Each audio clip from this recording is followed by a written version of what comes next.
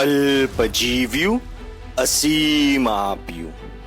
પૂજ્ય બુદ્ધિસાગર સુરીશ્વરજી મહારાજાનો અનોખો અંદાજ ઘણી બધી વસ્તુઓમાં અલગ તરી આવે છે. આધ્યાત્મિકતા બક્ષે તે સાધુ, આ સિક્કાની બીજી બાજુ પણ તેવો શ્રી ઓળખાવી. સમાજને યોગ્ય સમજણ આપે તે સાધુ.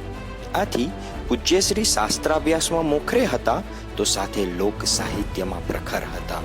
તેથી સરળ, રસાળ અને તત્વસભર 6000થી વધુ રચનાઓની સાથે આઝાદીના સંગ્રામમાં રાષ્ટ્રદાસની મશાલને કાયમ રાખવા તેમને લખ્યું: જય ભારતી રળિયામણી સૌ તીર્થને ઘટધારિણી, જય જય રસીલી યોગીની આર્યોતણી ઉદ્ધારિણી, શક્તિ અનંતી ધારિણી દુઃખવારિણી વિશ્વે ભલી, વર્ણો વિવિધે શોભતી ભાવેન વંદે માતરમ.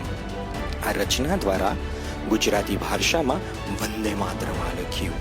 તો ખાદી આંદોલનને વેગવંતું કરવા સ્વદેશી રૂડી છે ખાદી, ઘણી સસ્તી અને સાદી, કરી નિજ દેશની યાદી, બને નહીં ચિતું માદી. આ કહેવા દ્વારા રાષ્ટ્ર રક્ષા પણ ધર્મ છે એ વાત ગળે ઉતારી. પૂજ્યશ્રીએ પદ્ય દ્વારા રાષ્ટ્ર ભાવનાની ચિંગારી જગાવી તો ગદ્ય લેખન દ્વારા તેને જ્વાળાનું સ્વરૂપ આપ્યું.